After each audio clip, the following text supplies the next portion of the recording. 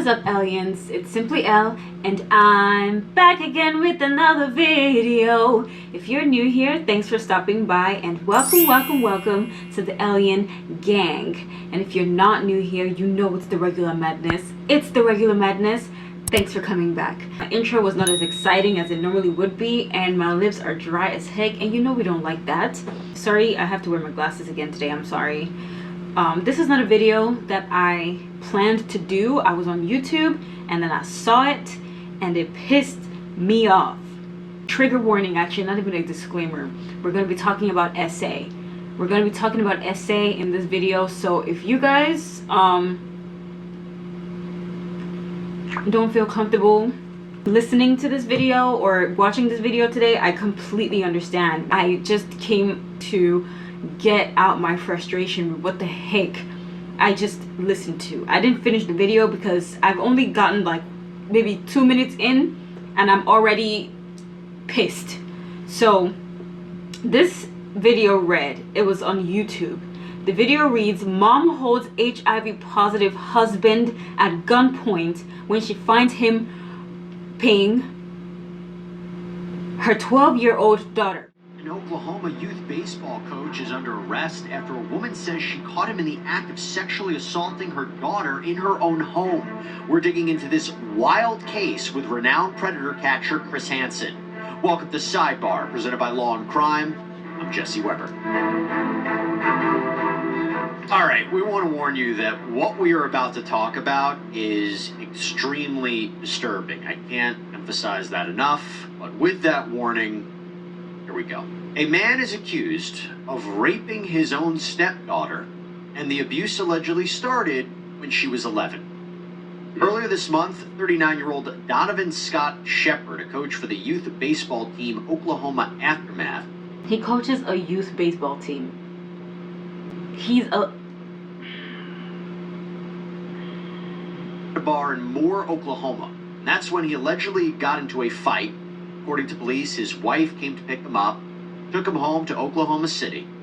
And according to an affidavit, the woman went to bed, but Shepard didn't. She went looking for him, entered her daughter's bedroom, and that is when she told police she saw him raping her 12-year-old daughter, again, Shepard's stepdaughter. The woman actually held Shepard up at gunpoint until the police got there, believe that. And to make this even more horrifying, when Shepard was arrested, police say both Shepard and his wife told them that Shepard was HIV positive. When police later interviewed this young girl, she told them that Shepard raped her and that this wasn't the first time this had happened. No, she told authorities she was attacked 6 times, starting when she was 11, and claims that he even assaulted her on her 12th birthday. Shepard is facing a huge list of felony charges: 4 counts of rape, 2 counts of lewd molestation, 1 count of pattern of criminal offenses, and 1 count of exposing others to AIDS. At last look, he's being held on a $500,000 bond. Now we're going to talk about it. Let me bring in renowned journalist, predator catcher Chris Hansen, host of Takedown on True Blue. You can check it out at watchtrueblue.com. And also he's the host of the podcast Predators I've Caught. Chris Hansen. Chris, so good to see you. Thank you so much for coming here on Sidebar. My gosh, this one, huh? It just takes predatory behavior to a whole horrifying level. I mean, think about this. This guy is HIV positive. He knows that. And he, in spite of that, he engages in this relationship, horrifying as that is, in and of itself, with his underage stepdaughter. It's mind-boggling to think about what was going on in his mind that allowed him to do this. I mean, it shocks the conscience on every level. I wanted to ask you, Chris, in your experience, in the cases that you've covered, that stepfather-stepdaughter dynamic, do you see that a lot in your experience, and what does that tell you? Here's what we see. Oftentimes, these fantasies played out on porn sites, you then see in real life. We just finished a sting, Jesse, this past week in Alabama, and we use this scenario in other states as well. It's not exclusive to Alabama, where a mother is selling her daughter for sex. And What? It is consistently something that predators will want to engage in. And we had a case. What?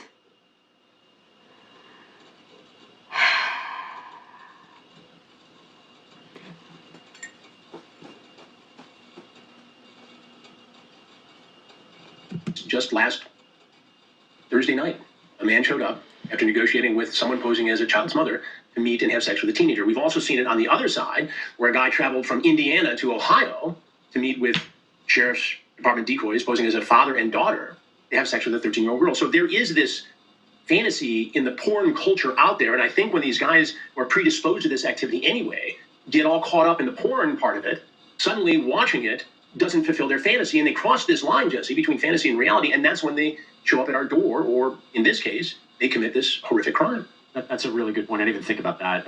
I always assumed, and maybe it was the wrong way to assume, but we still don't know the more details about this. He's innocent until proven guilty. But the thing is, I've always been curious whether or not you have people who get into relationships with somebody in order to target the minor that's in that household. Well, I think that happens too. I think historically, when I break down these predators into categories, one of the categories is the guy who's a hardcore predator no matter what. And these guys will be the bad Little League coach, the bad scoutmaster, the guy who shows up at the food court at the mall looking for opportunity, the guy who may, in some extreme cases, be the guy who marries a woman who's got a stepdaughter to get at the stepdaughter. This happens. Now, how rare it is or how many times it happens, I can't tell you.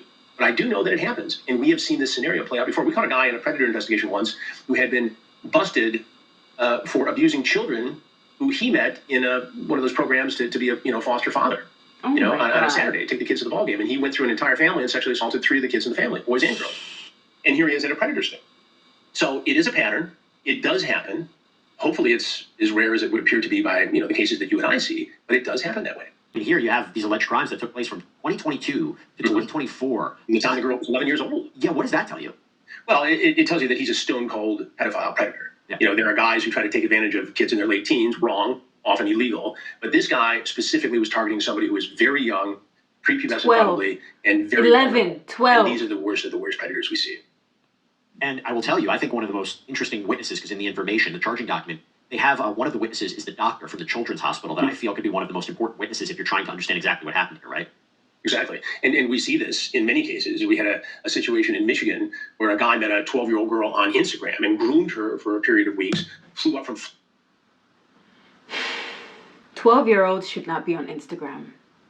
12-year-olds should not be on the internet. I'm so sorry about it. 12-year-olds should not be on the internet. Okay, you know what? That's how I feel. They are open to people like this. A 12-year-old? Florida convinced her to climb out of her family's bedroom window, meet him in a church parking lot, took her to a hotel, offered her money and other things that a 12-year-old girl would like, and sexually assaulted her to the point where she needed to be treated in an emergency room. And it was the treating physician there who alerted authorities, which worked this investigation into motion. And it turns out the guy they arrested in Florida had admitted to doing this 2 other times in other states. So this wasn't just a one-off. But it's, again, it goes back to, these are 2 different cases in that one was a stranger and one was somebody known to the child. But, you need to be vigilant. You need to have this discussion with children. But this one, the case we're talking about today, it takes it to a whole different level. Yeah. Not only the act of it being so horrific, offensive, and just to ruin a child. And imagine the therapy that child's got to go through to get over this. And then you put the HIV on top of it. HIV. It's unimaginable, really. Yeah, it's unthinkable. But again, I think for prove this case, the fact that you have the doctor who's able to document the forensics of this is going to be huge. The aspect of this that the wife was holding him at gunpoint until the police came. Have you ever seen anything like that? No, that's a first. Honestly, I have to say it. Good on this woman. Although I do have to ask some questions. This is your daughter. How did this happen? How did this happen from 2022 to 2024, and it flew under your radar? And I don't want to say I blame her or anything. That's not what I'm saying. You have to ask these type of questions, because how from age 11 to 12 in your house? That's the only critique that I have. And based on the reaction that she had when she found out, it tells me she genuinely didn't know. I just want to know how. Okay, she genuinely didn't know, and I really, really applaud the fact that she held him at gunpoint until the cops came to get him. Some mothers, some evil mothers will blame that girl. Some evil mothers will say that she was seducing her man. And I just want to thank God that this is not the type of woman that this mother was.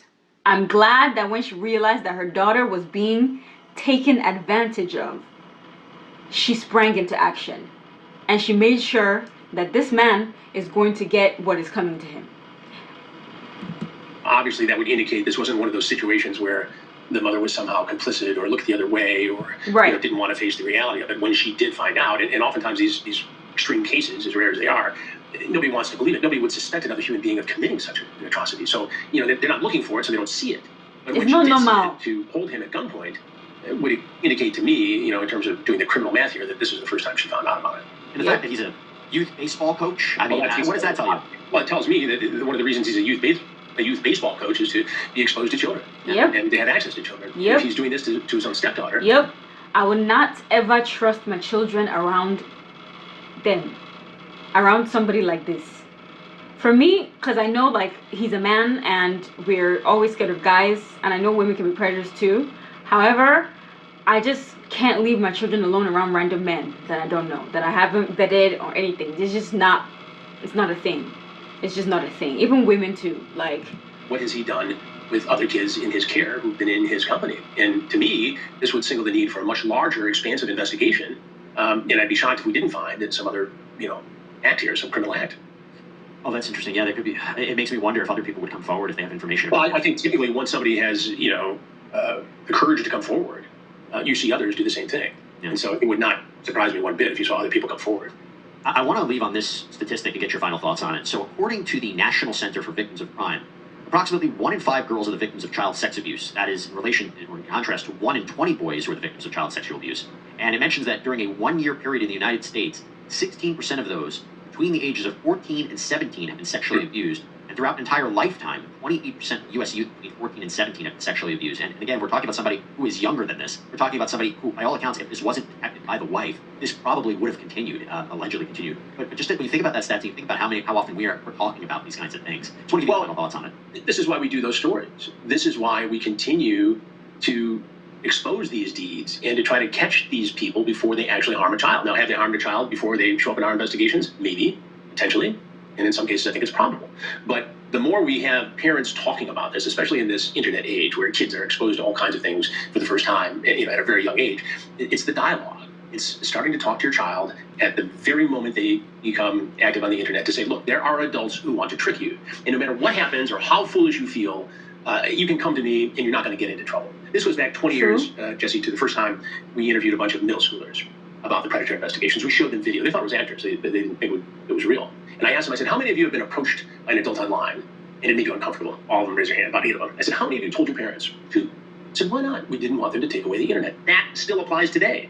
You have to make this, whether it's sextortion or whether it's this kind of crime, whether it's in the home, whether it's on the internet, you have to create an environment where a child can come forward and say, hey, mom, hey, dad, I don't feel so good about this. And you can't, yell at the messenger here. You can't blame them.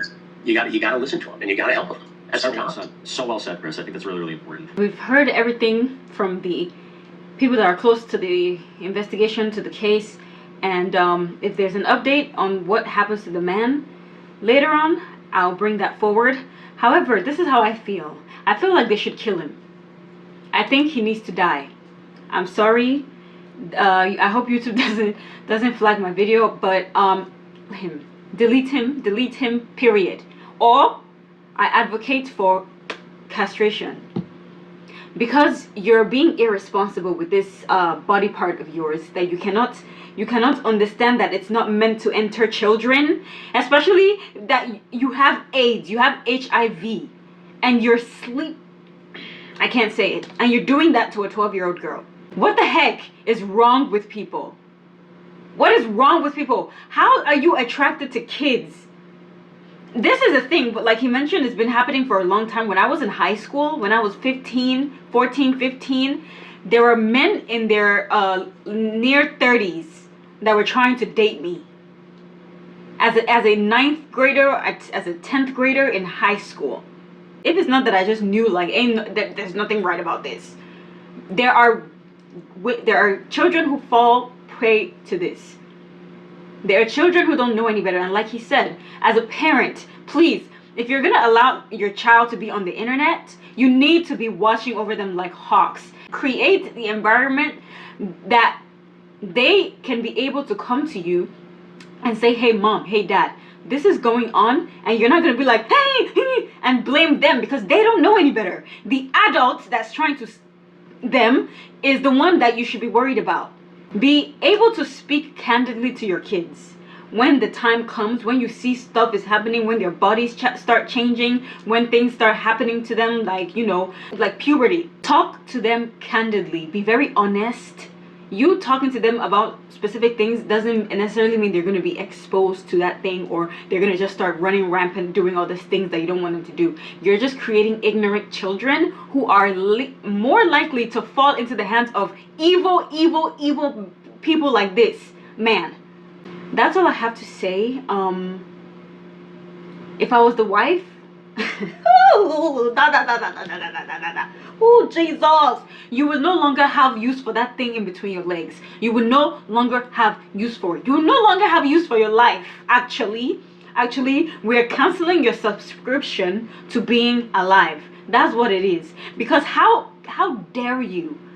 What screw is loose in your brain that makes you see an 11-year-old and you think, ooh, I want to get jiggy with that? Are you mad? That's it for the video, guys. I'm so sorry, but I just needed to vent. And if you guys made it this far, I really appreciate you, because this video was probably hard to watch. I want to give a big thanks to you all and a big shout out to you guys for making it this far. Even if you couldn't make it this far, I completely understand. To be honest, it was turning my insides when I was hearing it, and stuff like this I can't just bottle it up on inside me. I have to just let it out somehow. So I'm sorry. I saw it, y'all gotta see it too. I'm so sorry. Thank you guys so much for watching. Like I said, if you're new here, welcome, and please join the Alien Gang. We would love to have you. All you have to do is hit that subscribe button and ring that bell so that you can get notified every time I drop a new video. Let me know what you think down in the comment section below. Don't forget to like, don't forget to comment, and don't forget to share the video. Thanks so much. I'll see you guys in the next one. Bye. No, you know, we're losing control.